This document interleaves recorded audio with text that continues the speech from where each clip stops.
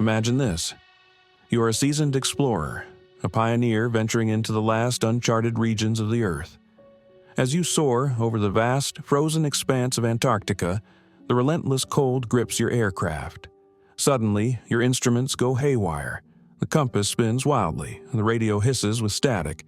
And then, right before your eyes, something appears that should not exist. This is where the enigmatic tale of Admiral Richard E. Byrd begins, a man hailed as one of the greatest polar explorers of all time. But behind his legendary expeditions lies more than mere exploration. Were his journeys truly for the sake of science, or did he witness something so extraordinary that the world was never meant to know?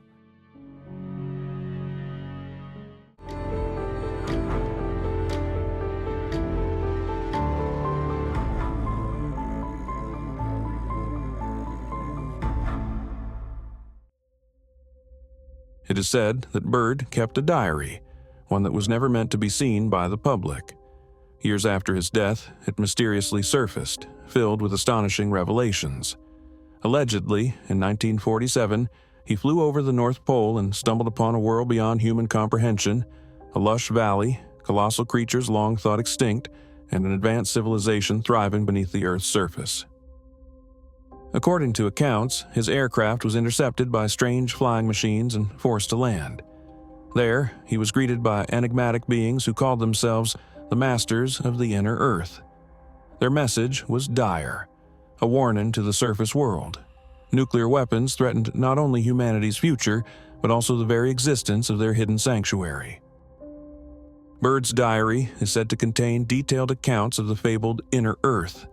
In its pages, he describes flying through a vast, radiant tunnel as if an unseen force had seized control of his aircraft, pulling him downward. Suddenly, the endless expanse of ice and cold vanished, replaced by lush greenery and a temperate climate. Stunned, he found himself face to face with towering, blonde-haired beings. Their piercing eyes seemed to look straight through him, and though their lips never moved, their voices echoed clearly in his mind. Was this telepathy? Or had he slipped into some surreal dream? These beings revealed that their civilization had flourished beneath the Earth's surface for thousands of years, unseen and unknown to those above. They spoke of a time when the world was different, before great cataclysms and wars forced humanity to retreat to the surface, abandoning this hidden sanctuary to the depths. The diary continues, describing how Byrd was escorted into a city of gleaming, otherworldly structures, where he was granted an audience with a mysterious master. This enigmatic figure revealed a chilling truth. Humanity was heading down a dangerous path, one made even more perilous by the rise of nuclear weapons. The beings had observed the devastation unleashed upon Hiroshima and Nagasaki in 1945, and they feared that those on the surface were on the verge of triggering their own annihilation. To prevent such a fate, they chose Byrd as their emissary, urging him to return to the surface world and deliver their urgent warning before it was too late. But Byrd was never free to speak about what he had witnessed. Upon his return, he was placed under the strictest secrecy. The U.S. military allegedly interrogated him, confiscated his records, and issued a direct order. He was never to speak of what he had seen. For years, he remained silent, bound by secrecy and perhaps fear. Yet, toward the end of his life, whispers suggest that he began leaving behind subtle clues, fragments of a truth too great to be buried forever. Clues that would eventually lead to the discovery of his secret diary. To this day, no official confirmation of the diary's authenticity exists. Skeptics dismiss it as nothing more than a fabrication, the work of conspiracy theorists. But others remain convinced that Byrd truly uncovered a hidden world, one so extraordinary that his knowledge was deliberately suppressed to prevent the true history of our planet from ever being revealed. One of the greatest mysteries surrounding Byrd is his involvement in the infamous Operation High Jump. The wind howled across the frozen expanse. The brutal cold gnawed at exposed skin as a fleet of 13 ships, 33 aircraft, and over 4,700 soldiers descended upon Antarctica in December 1946. The official mission, to explore the icy wilderness, conduct military exercises, and establish a stronger U.S. presence in the region. But why deploy such an overwhelming force to one of the most remote and uninhabitable places on Earth? What was the true purpose of this extraordinary operation?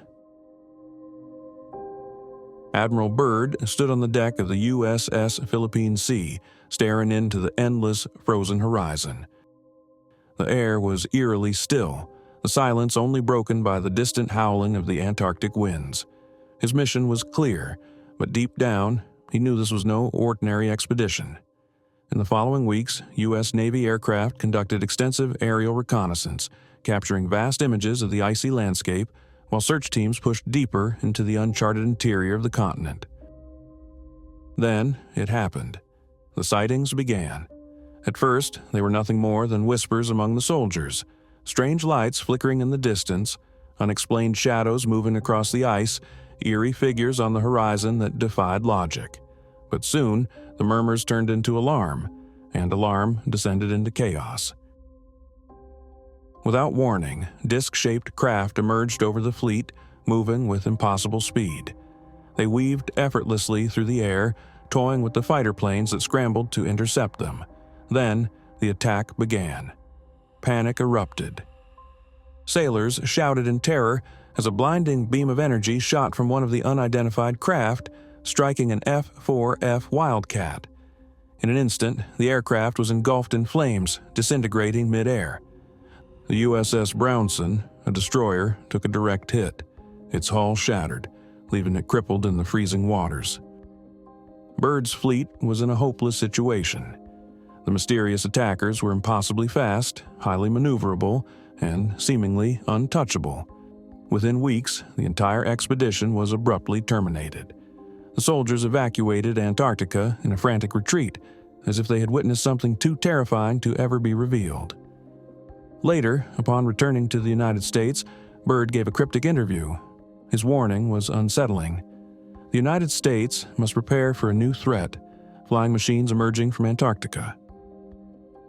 Was it the remnants of a secret Nazi stronghold, concealed beneath the Antarctic ice? An extraterrestrial presence lurking in the frozen void? Or something far beyond human comprehension? When Admiral Richard E. Byrd returned from his monumental Antarctic expedition, Operation High Jump, in 1947, he spoke of a continent shrouded in mystery. Officially, the mission was a scientific exploration, but whispers suggested that the United States had far greater ambitions. Byrd hinted at Antarctica's strategic importance, warning of threats that should not be underestimated. Yet, what exactly he meant remained an enigma. 11 years later, on August 27, 1958, a blinding flash shattered the darkness over the South Atlantic. No land, no city bore witness, for the explosion ignited high in the atmosphere, unseen by the world below. The United States had initiated Operation Argus, a top-secret experiment designed to test the effects of nuclear detonations on Earth's magnetic field. Within weeks, 3 nuclear bombs were detonated, some at altitudes reaching 480 kilometers above the ocean. These tests created artificial radiation belts that followed the Earth's magnetic field lines, with far-reaching consequences for scientific research and military applications of electromagnetic waves. Though Antarctica was not directly impacted, its location in the southern hemisphere placed it at the center of growing geopolitical tensions. Just 1 year later, in 1959, world leaders convened to forge a historic agreement. Antarctica would remain a sanctuary for peace and scientific exploration. No nation could claim its land, no military forces could be stationed there, and all forms of economic exploitation were strictly forbidden. The question remains: was this sudden diplomatic maneuver a direct response to past expeditions like Byrd's Operation High Jump, or even the nuclear tests of Operation Argus? Was Antarctica more than just a desolate, frozen wasteland? Could it have held an undisclosed strategic significance, one carefully hidden from the world? Whatever the truth may be, Antarctica remains one of the last untouched frontiers on Earth, a continent of endless mystery. In 1957, Admiral Byrd died suddenly, his official cause of death recorded as natural causes at his home. Yet, inconsistencies and unanswered questions surround his passing. In the days leading up to his death, Byrd's family and close confidants noticed a change in him. He spoke of revelations he was ready to share, of a final great secret he could no longer keep to himself. But he never got the chance. In the days before his death, Byrd was reportedly seen in Washington, D.C., moving nervously, allegedly on his way to a secret meeting. Some believe he knew his life was in danger. Had he been trying to reveal the truth, only to be silenced before he could? No autopsy reports were ever released. No official investigation was ever conducted. What truly happened to Admiral Byrd? Was he merely a relentless explorer, charting the frozen wastelands of Antarctica? Or did he witness something so extraordinary that it could have forever reshaped humanity's understanding of the world? Did he uncover a hidden realm beneath the ice? Was he a first-hand witness to a secret war, one never meant to be revealed? Or was he simply a man who found himself in the wrong place at the wrong time? This frozen land remains an enigma, an unyielding world of silence, reluctant to surrender its mysteries. Perhaps the truth lies entombed beneath the ice, buried with the final words of a man who knew too much. One day, the veil may be lifted, or the eternal ice will stand as the silent guardian of Byrd's secret for all time. What do you believe?